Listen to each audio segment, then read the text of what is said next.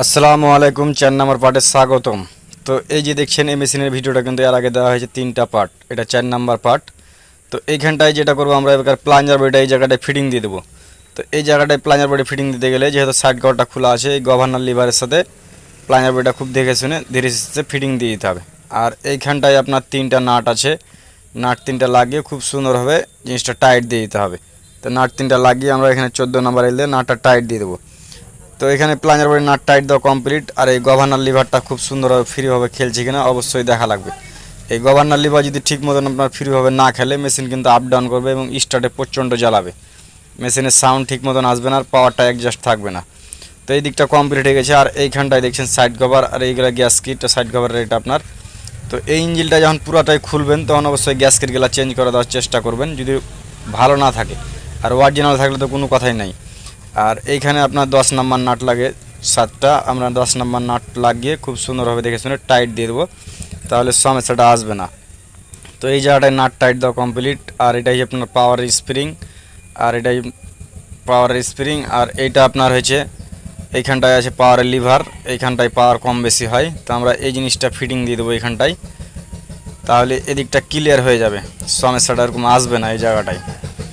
তো এইটা ফিটিং আমার কমপ্লিট হয়ে গেছে, সমস্যা এই জায়গাটায় আসেনি এরকম। তারপর যেটা করতে আমাদেরকে এখানে পাওয়ারফুলটা লাগিয়ে খুব সুন্দরভাবে দেখে দেবো। আর অবশ্যই পাওয়ার লাগার পরে গভর্নরটা খেলছে কিনা অবশ্যই দেখা লাগবে। তো এই জায়গাটায় পাওয়ারফুল লাগা কমপ্লিট হয়ে গেছে। আর এই যেখানটায় মোবিল ঢালার আপনার এখানে আছে, মোবিল গেজ আছে, আমরা মোবিল গেজটা এই জায়গাটায় খুব সুন্দরভাবে দেখে শুনে লাগিয়ে দেবো। তো এইখানটায় মোবিল গেজ লাগা কমপ্লিট, সমস্যা ওরকম আসেনি এই জায়গাটায়। তো আমার এখানটায় কমপ্লিট হয়ে গেল। তারপর যেটা করতে আমাদেরকে এই জায়গাটায় রিং, এটা নিয়েছি রয়্যাল গোল্ড কোম্পানির রিং। তো এই রিংগুলো এখন আপডেট করেছে, খুব ভালো হয়েছে, কোনো সমস্যা আসে না রিংগুলায়। আর আগের রিংগুলোতে প্রচণ্ড ডিস্টার্ব আসতো, রিং তোলার পরে দেখা যেত স্যালেন্সার দিয়ে মোবিল চলে আসতো। আর এই আপডেট রিংগুলো যখন থেকে বের করেছে তখন থেকে সমস্যা আসে না। তো এখানে রিংটা আমরা মাপ করে দেখে নেবো, এটা আপনার কম টপ রিং। তো এই জায়গাটায় রিংটা যতটুকু ক্লিয়ার লাগবে ততটুকু ক্লিয়ার দিতে হবে, নাহলে সমস্যা আসবে। তো এই জায়গাটায় আমি পিস্টনটা দিয়ে ঢুকিয়ে দেখে নেবো যে জিনিসটা ইজি ইজি যাচ্ছে কিনা, মানে সেম সেম যাচ্ছে কিনা। যদি টাইট হয় কাজ কিন্তু হবে না, প্রচণ্ড মেশিন কিন্তু ওভারহিট হবে এবং স্টার্ট দিতে প্রচণ্ড ভারী লাগবে। তো এই জায়গা এই জায়গাটায় রিংটা আমার খুব টাইট লাগছে, এই জায়গাটা যতটুকু ক্লিয়ারেন্স দরকার ততটুকু নেই।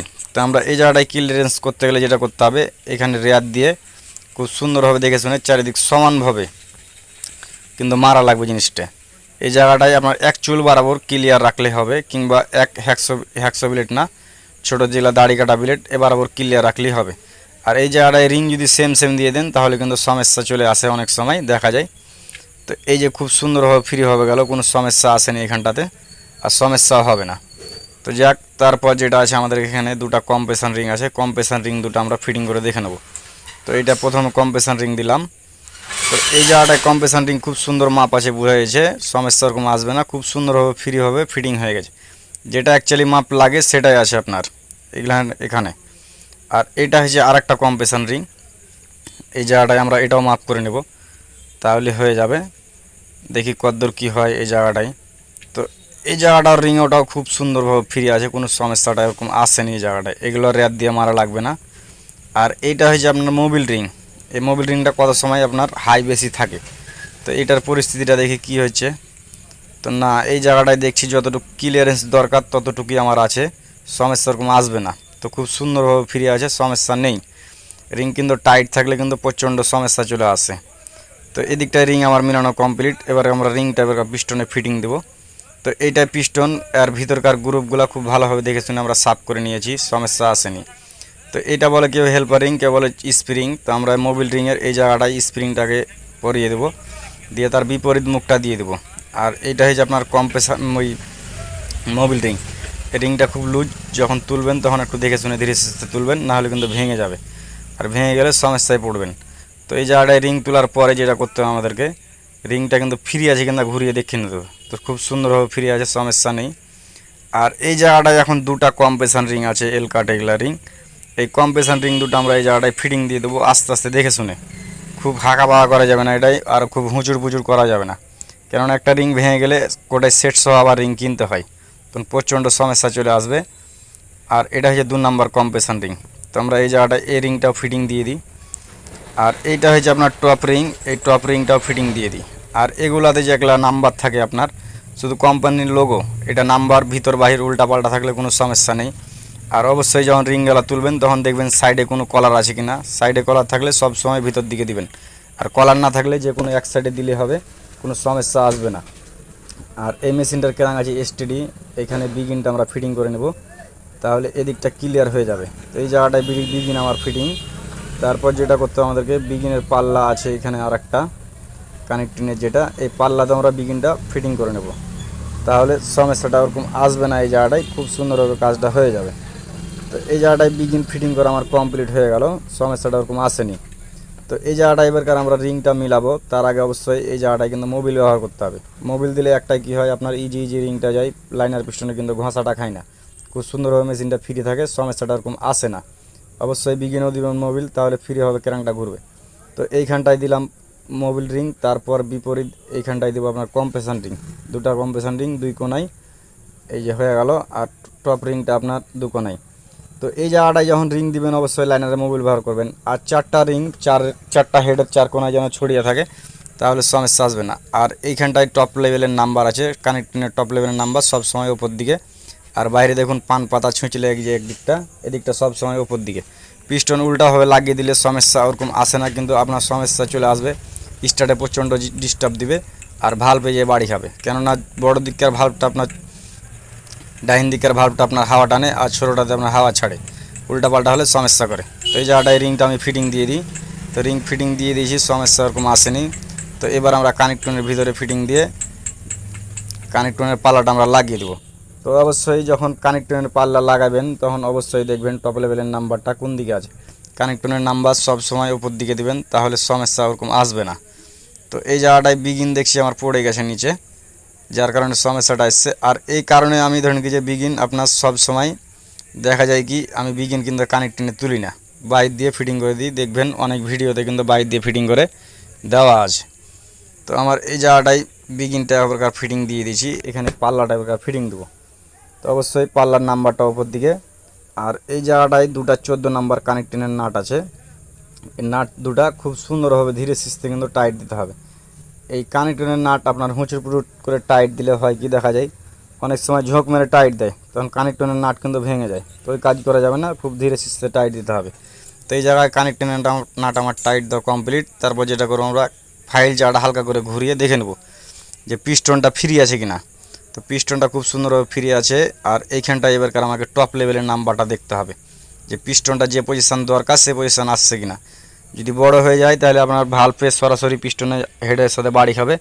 আর যদি ছোট হয়ে যায়, মেশিন তো আপনার স্টার্টে জ্বালাবে, আপ ডাউন সারাতে পারবেন না, সাহা ধোঁয়া ছাড়বে না, ইঞ্জিনে ঠিক মতন লোড নেবে না। তো এই জায়গাটায় পিস্টন আমার টপ লেভেলের নাম্বার খুব সুন্দরভাবে ফ্রি আছে, কোনো সমস্যা নেই, আর সমস্যা আসবে না। তো যাক, এইখানটাই হলো। তারপর যেটা আছে আমাদের এখানে ব্যাক প্লেটটা আছে, এই সাইডে ব্যাক প্লেটটা আমি ফিটিং করে দেবো। তো এইটা দেখছেন ব্যাক প্লেটের বাহির সাইড, আর এটা ভিতর সাইড, সব সময় এভাবে দিবেন, ফুটার দিক নিচ দিকে দিবেন, আর ঢাকনের দিকে আপনার ভিতর দিকে। তো এখানে 10 নম্বর এল দিয়ে আমরা নাটটাকে টাইট করে দেবো, তাহলে ব্যাক প্লেট টাইট হয়ে যাবে। তো এই জায়গাটায় ব্যাক প্লেট টাইট দেওয়ার পরে এই যে হেডটা আপনার বসে গেছিলো, হেডটা পালিশ করেছি। হেডটা পালিশ করার কারণ হচ্ছে হেডটা অনেকটা বসে গেছিলো, স্টার্টে প্রবলেম দিবে। আর অবশ্যই যখন হেড পালিশ করে ফিটিং দিবেন তখন এই যে ভালভের জায়গাটা দেখছেন, এই জায়গাটায় অনেক সময় কুচি কিন্তু আটকে থাকে, ভালো মতন যদি না ধন তাহলে কিন্তু হেডটা লিক করে, স্টার্টে কিন্তু মিস করে দেয়। তো যখনই ফিটিং দিবেন অবশ্যই ভালোভাবে হেডটা ধুয়ে মুছে কিন্তু ভালোভাবে ফিটিং দিতে হবে।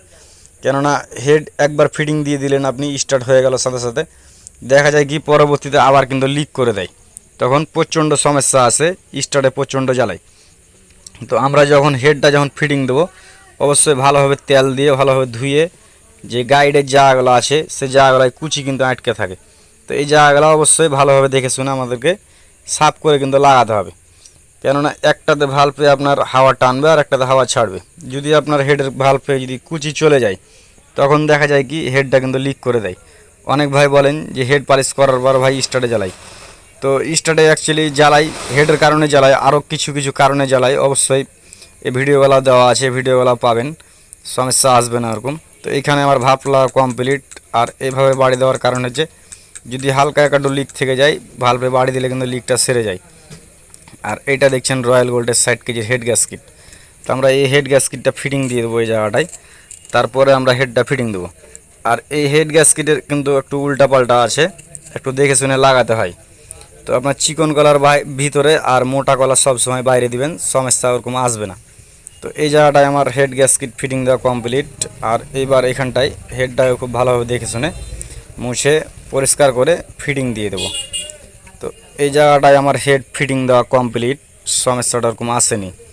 আর এইখানটায় 4টা নাট আছে, নাট 4টা লাগিয়ে আমরা খুব সুন্দরভাবে দেখে শুনে 4টা নাট 4টায় এক সমানভাবে কিন্তু টাইট দিয়ে দেবো, তাহলে সমস্যা আসবে না। তো হেডের নাট টাইট দেওয়া কমপ্লিট। আর এইখানটায় আপনার এবার ফিটিং দেবো পুশ রড দুটা খুব ধীরে সুস্থে দেখে শুনে ফিটিং দিবেন। তো পুশ রড আমার ফিটিং হয়ে গেছে। আর এইটা হচ্ছে রকার বডি, তো রকার বডি ফিটিং দিয়ে দেবো। আর এইখানে আপনার একটা স্প্রিং আসার আর একটা আপনার 16 নাম্বার বল্টু লাগিয়ে মাপ মতন খুব সুন্দরভাবে 16 নাম্বার রিং দিয়ে নাটটা টাইট দিয়ে দিতে হবে। তো এই জায়গাটায় আমার নাটটা আমি টাইট দিয়ে দিই। তো এইখানটায় আমার নাট টাইট দেওয়া কমপ্লিট, ক্লিয়ার হয়ে গেল। তো আমরা এবার যেটা দেখবো রকারটা কতদূর কী আছে না আছে অ্যাডজাস্ট করতে হবে অবশ্যই। তো পিস্টনটা এখন টপে আছে, এখন এই জায়গাটায় দেখে নিতে হবে, একটা ভাল্ব যাবে আর একটা আর আসবে। তো এইটা মোটামুটি ক্লিয়ার আছে। আর এইটা আপনার একটু হালকা জাম্প আছে, তো এই ভাল্বটা আপনার ঢিল দিতে হবে, ছোট ভাল্বটা ঢিল দিতে হবে। আর যখন অবশ্যই নতুন হেড পালিশ করবেন তখন একবারে সেম দিবেন না, একটু ক্লিয়ারটা একটু বেশি দিবেন। কেননা একটা সিট ভাল্ব কিন্তু নতুন সিটটা যখন কাটে তখন কিন্তু ডিগ্রিটা কম হয়, আর মেশিনটা চলে কিন্তু ডিগ্রিটা একটু বেশি হয়ে যায়, তখন কিন্তু হেডটা একটু ডাউন হয়, তখন প্রচণ্ড সমস্যা চলে আসে, একটু দি ভাল্ব কিন্তু চেপে যায়। আর ভাল্ব চেপে গেলে আপনার স্টার্টে তো প্রচণ্ড জ্বালাবে, ইঞ্জিনের কম্প্রেশন ঠিক মতন নেবে না, ইঞ্জিনটা কিন্তু প্রচণ্ড ওভারহিট হবে। তো অবশ্যই যখন রকারটা বানবেন একটু নতুন হেড পালিশ করা থাকলে রকারটা একটু ক্লিয়ারটা বেশি রাখবেন, তাহলে দেখা যায় 2-3 দিন চলে আপনার মাপ মতন চলে আসে, সমস্যা ওরকম আসে না। তো এই জায়গাটা আমি রকারটা খুব দেখে শুনে ধীরে সুস্থে বাঁধতে হবে, নাহলে কিন্তু সমস্যা আসবে। এই রকার যদি না বাঁধেন আপনি স্টার্টে প্রচণ্ড জ্বালাবে এবং কি ইঞ্জিনে কাঁচা তেল মারবে সুদা। আর আপনার ধরলেন কি যে নজেল কিন্তু বারবার জাম করে দেবে রকারের জন্য, সুদা রকারের জন্য নজেল কিন্তু জাম করে দেবে বারবার। তো এই রকারের কাজ কিন্তু প্রচণ্ড দরকারি। তো এই জায়গাটা রকার বাঁধা কমপ্লিট। তারপর যেটা করবো আমরা এখানে ট্যাপের বাটি গ্যাস কিট দিয়ে ট্যাপের বাটিটা ফিটিং করে দেবো, এইখানটায় 14 নম্বর এল দিয়ে নাটটা টাইট করে দেবো। তো এই জায়গাটাই ট্যাপের বাটি লাগিয়ে আমরা নাটটা টাইট দিয়ে দেবো, এখন সমস্যাটা এরকম আসবে না। আর এই জায়গাটায় চাবিটা দেখেন, এই চাবিটা কিন্তু নষ্ট হয়ে গেছে রাতের কারণে, চাবিটা কিন্তু আনতে ভুলে গেছিলাম, সমস্যাটা চলে এসছে এই জায়গাটায়। তো আমরা এই জায়গাটায় চাবিটা দেখি কতদূর কী করা যায়, অন্তপক্ষে মেশিনটা আজকে স্টার্ট করার মতন না হলে করতে হবে, নাহলে প্রচণ্ড সমস্যার ভিতরে পড়তে হবে তখন। তো এই জায়গাটায় চাবিটা আমি ঠিক করে নিয়েছি, এটা পরে একবার চেঞ্জ করে দেবো, সমস্যা তাহলে আসবে না। তো এই জায়গাটায় চাবি আমার লাগানো কমপ্লিট হয়ে গেল। আর অবশ্যই ভিডিওটা যদি ভালো লাগে অবশ্যই চ্যানেলটি সাবস্ক্রাইব করে রাখবেন, শেয়ার লাইক কমেন্ট করবেন। আর ভিডিওতে একটা করে লাইক দিলে ভাই ভিডিও করার আগ্রহটা বাড়ে। তো এটা দেখছেন, আর এইখানে নজেলটা আছে, নজেলটা আমরা চেঞ্জ করে দেবো। আর এইখানটায় 2 ঘন্টা সিলাই লাগে কিংবা ডাল দিয়ে হয়, আপনার হালকা হাতে বাড়ি দিলে কিন্তু নজেলটা বেরিয়ে যাবে, সমস্যা ওরকম আসবে না। তো এই জায়গাটায় নজেল আমার বেরিয়ে গেছে, কোনো সমস্যা আসেনি। আর এই দিকটায় আছে আপনার নজেলের স্প্রিং আছে আর আপনার বল পিন আছে। তো নজেল প্লাঞ্জার যখন চেঞ্জ করবেন অবশ্যই বল পিনটা চেঞ্জ করে দেবেন, তাহলে খুব ভালো হয়, কেননা বল পিন অনেক সময় বসে যায়। আর এই যে দেখেন বল পিনটা কিন্তু স্প্রিংয়ের সাথে জাম্প, আর বল পিনের মাথাতে বল একবার থেতলে গেছে, আপনার কিছুই নেই, প্রচণ্ড সমস্যা চলে আসবে এটার কারণে। তো বল পিনটা যখন দেখবেন এসব ইঞ্জিনে অবশ্যই বল পিনটা খুব ভালোভাবে দেখতে হবে। আর আপনার R170 80 মডেল কিংবা এমনি 8.5 10.5 কিংবা আপনার 44 কেজি যেগুলো মেশিন, আপনার 44 কেজি যেগুলা এয়ার কুলার আপনার মেশিনগুলা, এই মেশিনগুলো অ্যাকচুয়ালি সব সময় আপনার মোটা পিনের নজেল ব্যবহার করার চেষ্টা করবেন, মোটা পিনের নজেল ব্যবহার করার চেষ্টা করবেন। মোটা পিনের নজেল ব্যবহার করলে একটাই কী হয়, মেশিনে কোনো আপ ডাউন থাকে না এবং কি নজেল জাম্প হওয়ার ভয়টাও কম, নজেলটা জাম্প হওয়ার ভয় কম। আর আপনার এই জায়গাটায় মোটা নজেল ব্যবহার করলে আপনার যতই শীত পড়ুক আর যতই ঠান্ডা পড়ুক আপনি হ্যান্ডেল মারবেন সবসময় আপনার মেশিন এক হ্যান্ডেলে স্টার্ট হবে, কোনো প্রবলেম আসবে না। তো এই জায়গাটায় নজেলটা আমি ফিটিং দিয়ে দিয়েছি, এখানে নজেলটা এবার ভালোভাবে দেখে শুনে আমরা নাটটাকে টাইট করে দেবো, তাহলে এদিকটা ক্লিয়ার হয়ে যাবে, সমস্যা ওরকম আসবে না। তো এই নাটটা যখন টাইট দেবেন অবশ্যই দেখে শুনে ভালো মতন টাইট দিবেন, ঢিল রাখলে কিন্তু আপনার তেল বের হবে তখন ইঞ্জিনে কিন্তু কাঁচা তেল মারবে আর নজেলটা জাম করে দিবে। তো এই জায়গাটায় নজেল টাইট দেওয়া কমপ্লিট। আর এটা হচ্ছে পুরাতন আর এটা হচ্ছে নতুন, পুরাতনটা বাদ হয়ে গেছে, আমরা নতুনটা ফিটিং দিয়ে দেবো। অবশ্যই ফিটিং দেওয়ার আগে বল পিনটা দেখবেন ভালো মতন। তো বল পিন দিয়ে দিলাম, তারপর স্প্রিং আর এই যে আপনার প্রেসারের দাবার নাটটা, প্রেসার চাপা দাবার নাটটা, তো এই নাটটা আমরা অ্যাডজাস্ট করে নেবো এইখানেই। মাতুল দিয়ে কোনো সময় এই নাটটা টাইট দিবেন না, আপনার হাতে শক্তি যতটুকু আছে ততটুকু দিয়ে টাইট দিয়ে আপনি রেখে দেবেন। আপনার মেশিনে কোনো আপ ডাউন থাকবে না, কোনো সমস্যা আসবে না। আর যদি পরবর্তীতে ঢিল দিতে হয় আপনি হালকা হাতে হাত দিয়ে ঢিল দিয়ে দিবেন। আর এই জায়গাটায় দেখা যায় কি আপনার মাতুল দিয়ে টাইট দিলে অনেক সময় দেখা যায় অনেক প্রেসার পড়ে যায়, তখন নজেল প্লাঞ্জারটা কম লাস্টিং করবে। তো এইভাবে আপনারা ফিটিং দিবেন। আর এইখানে দেখছেন এটা পুরাতন টাঙ্কি পড়ে থাকার কারণে কিন্তু অনেক দিন ধরে পড়ে আছে। তো টাঙ্কিটা আমি ভিতর সাফ করে নিয়েছি। তো টাঙ্কি যখন অবশ্যই ফিটিং দিবেন পড়ে থাকা মেশিনের, তখন অবশ্যই তেল পাইপ ভালো থাকলেও আপনি চেঞ্জ করে দেবেন, কেননা অনেক দিন থেকে পড়ে থাকার কারণে তেল পাইপের গোড়াগুলা কিন্তু হার্ড হয়ে যায়। তখন দেখা যায় কি মেশিন ঠিকঠাক করার পরও আপনার কয়দিন চলে, তারপর দেখা যায় আপনার গোড়া দিয়ে লিক করে তেল বাড়ায়, তখন ভাই বলে যে ভাই তেল বাড়াচ্ছে, এই করছে সেই করছে, তখন প্রচণ্ড খিদি ভিতরে পড়তে হয়। তো এই জায়গাটায় আমি টাঙ্কিটা খুব ভালোভাবে সাফ করে তেল পাইপ দুটাই চেঞ্জ করে দেবো। আর টাঙ্কিটি যদি না সাফ করেন আপনার মেশিন কিন্তু অটোমেটিক আপ ডাউন চলে আসবে, এবং কি সর্বোচ্চ বেশি ক্ষতি আসবে কোনটা, আপনার নজেল প্লাঞ্জার কিন্তু বেশি দিন লাস্টিং করবে না, অল্প দিনই নষ্ট হয়ে যাবে। তো এই মেশিনের ভিডিওটা আপনার এই পর্যন্তই। 5 নাম্বার ভিডিও দেখার জন্য আপনাকে স্বাগতম। সবাই ভালো থাকবেন, সুস্থ থাকবেন। সবাইকে আসসালামু আলাইকুম।